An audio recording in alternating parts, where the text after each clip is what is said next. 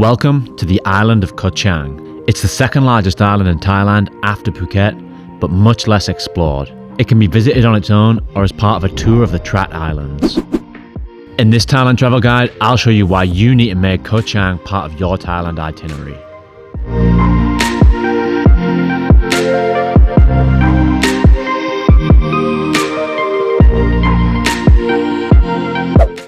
This island, more than a lot of others, has a very natural feel to it. Because it's such a mountainous island, it's largely uninhabitable, meaning that most of the rainforest remains intact. And therefore, lots of wildlife still reside here too. There are parts of this island that feel a lot like Koh Chang National Park, Thailand's biggest and oldest rainforest, due to its abundance of nature and wildlife. During the time I've spent there, I have seen lizards, monkeys, bugs, and even snakes.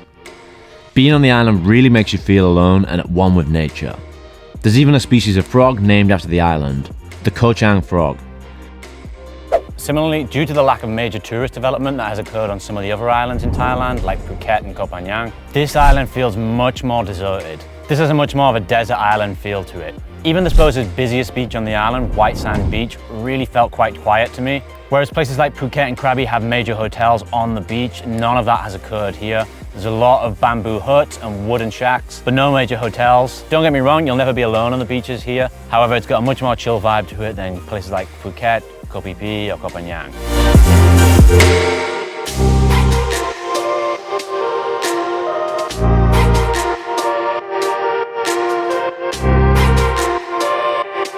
Number 3, it's easy to get to from Bangkok.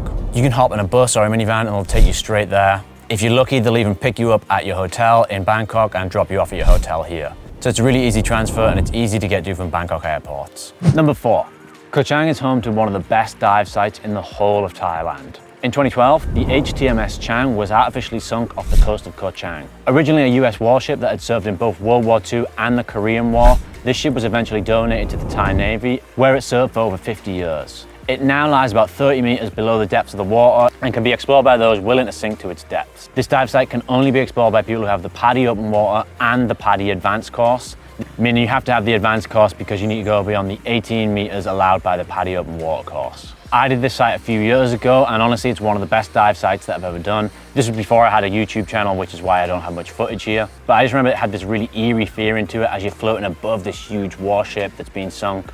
And there are a lot of huge grouper fish and barracuda living inside the wreck now too. Number 5, waterfalls. This island is home to a number of stunning waterfalls, including Klong Pu waterfall. This waterfall is at the northern end of the island and it's absolutely stunning. You can see here that we visited during the dry season. I've been told it runs a lot heavier than that, so it's usually a lot more impressive. However, this was still a really cool place to cool off during the day. You have to get song-towed to the destination. It costs 200 baht to get in. And then you got about a 20-minute hike through the jungle to get there. If you feel like risking it, you can jump off from the cliff edge into the water.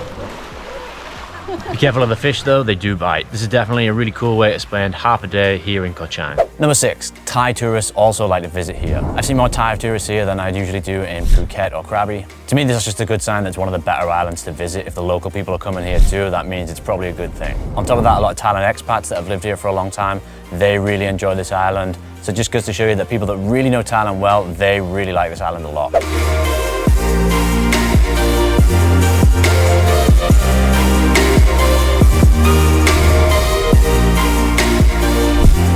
The southern tip of Koh Chang is home to Bao Pier. This is the pier where most of the dive and snorkel boats leave from in the morning. However, this area is much more than that. There's a really cool shopping area which has many interesting items available, much more than other Thailand markets which sell the same old crap, and a shop at the end that makes its own custom sandals which were a very reasonable price and very comfortable. This is probably the best place to eat seafood on the island, and it's where all the boats dock, so you're going to have the freshest seafood available. Even if you're not into seafood, it's worth it to come here, grab a coffee or a beer and watch the boats pulling in and out of the harbour.